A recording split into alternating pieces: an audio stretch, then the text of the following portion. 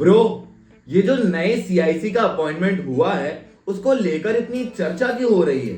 मैंने बोला था ना तुझे, बहुत सी बात सिर्फ बात होती है पर चुनावी दौर में उसे खबर बना दी जाती है। इस खबर के साथ ऐसा लग रहा है कि भाजपा ने दलित कार्ड खेला है और कांग्रेस इस सभा में न जाकर पीछे रह गई, क्योंकि प्रधानमंत्री नरेंद्र मोदी ने मंगलवार को कहा कि कांग्रेस ने मुख्य सूचना आयुक्त की नियुक्ति पर बैठक का बहिष्कार किया क्योंकि वे दलितों से नफरत करते हैं।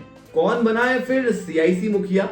1985 बैच के आईएएस अधिकारी हीरालाल सामरिया को देश का मुख्य सूचना आयुक्त तक नियुक्त किया गया है। उन्हें देश के पहले दलित सीआईसी होने का गौरव भी मिला है, जिसकी वजह से इस नियुक्ति की बातें राजनीति के गलियारों में अधिक हो रही है। राष्ट्रपति कार्यालय द्वारा जारी एक रिलीज में कहा गया है कि राष्ट्रपति मुर्मू ने राष्ट्रपति भवन में एक समारोह में 63 वर्षीय सामरिया को उनके पद की शपथ दिलाई। इस समारोह में उपराष्ट्रपति जगदीप धनखड़, प्रधानमंत्री नरेंद्र मोदी और केंद्रीय कार्मिक राज्य मंत्री जितेंद्र सिंह सहित अन्य लोग उपस्थित थे। कांग्रेस की तरफ से कोई खास नेता यहाँ उपस्थित नहीं हुए। इस बात का फायदा पीएम मोदी ने अपने चुनावी भाषण में उठाया। इनके बारे में और बताना फिर कुछ। आईएएस सामरिया का जन्म राजस्थान के भरतपुर जिले के एक सुदूर और छोटे से गांव पहाड़ी में हुआ था। अपने पूरे कार्यकाल में उन्होंने कई महत्वपूर्ण जिम्मेदारियां निभाई। वाईके सिन्हा का कार्यकाल 3 अक्टूबर को पूरा होने के बाद से मुख्य सूचना आयुक्त का पद खाली था। इस पद पर अब सामरिया को जिम्मेदारी दी गई है।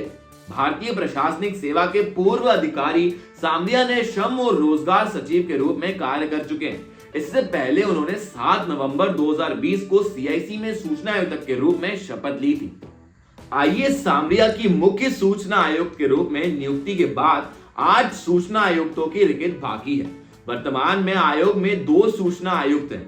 बता दें कि आयोग का नेतृत्व मुख्य सूचना आयुक्त करता है और इसमें अधिकतम 10 सूचना आयुक्त हो सकते हैं। एक मुख्य सूचना आयुक्त और सूचना आयुक्त 65 वर्ष की आयु प्राप्त करने तक पद पर बने रह सकते हैं। अभी उनका कार्यकाल 2 साल और बाकी है। इतना सब करने के बाद तो ये डिजर्व करते हैं सीआईसी की पोजीशन, फिर इसका क्रेडिट क्यों लिया जा रहा है? इसका मायने ये निकाला जा सकता है कि आने वाले कुछ समय में जिन राज्यों में चुनाव हैं, वहां मध्य प्रदेश, छत्तीसगढ़ और राजस्थान में आदिवासी समुदाय काफी है, जिसका मतलब है कि वो चुनाव का रुख मोड़ सकते हैं। इस विषय में मंगलवार को चुनावी राज्य मध्य प्रदेश में एक सार्वजनिक रैली में बोलते हुए मोदी ने कहा, जब भाजपा ने तय किया कि एक आदिवासी बेटी देश की राष्ट्रपति के रूप में आए, हम चाहते थे, कांग्रेस ने तब उसका भी घनघोर विरोध किया। यह भाजपा ही है जो एससी, एसटी और ओबीसी की आकांक्षाओं का सम्मान करती है। आज आपने अपने अखबार में पढ़ा होगा कि देश में पहली बार मैंने अपना चुनाव कार्यक्रम रद्द कर दिया और दिल्ली में एक बैठक में शामिल हुआ। हमने एक दलित को मुख्य सूचना आयुक्त बनाने का फैसला लिया। कांग्रेसियों को देखिए, उन्हें बैठक में आना था, समय से पहले ही बुला लिया गया था। हमने उनसे फोन पर बात की थी, लेकिन जैसे ही उन्हें पता चला कि एक दलित अध्यक्ष बनने वाला है, उन्होंने मीटिंग के ही बहिष्कार कर दिया। इतनी दलितों से नफरत करते हैं। मोदी ने आगे कहा कि दिल्ली में कांग्रेस दरबार में शामिल होने वालों को ही पदोन्नत किया गया और एससी, एसटी और ओबीसी समाज के लिए कोई नेतृत्व कभी सामने नहीं आ सका। बाय द वे, सीआईसी है क्या और इसको कब और क्यों बनाया गया था? सीआईसी यानी केंद्रीय सूचना आयोग भारत सरकार का एक संवैधानिक निकाय है, जिसकी स्थापना साल 2005 में सूचना के अधिकार अधिनियम के तहत की गई थी।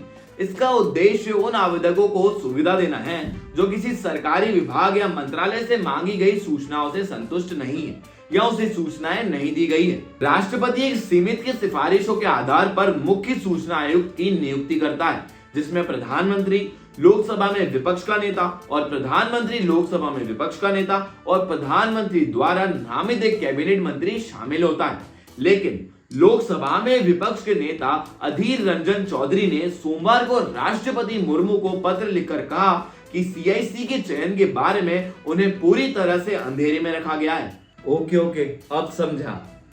आप सबको क्या लगता है कि इस नियुक्ति की इतनी चर्चा क्यों हो रही है? अपनी राय आप कमेंट करके जरूर बताएं।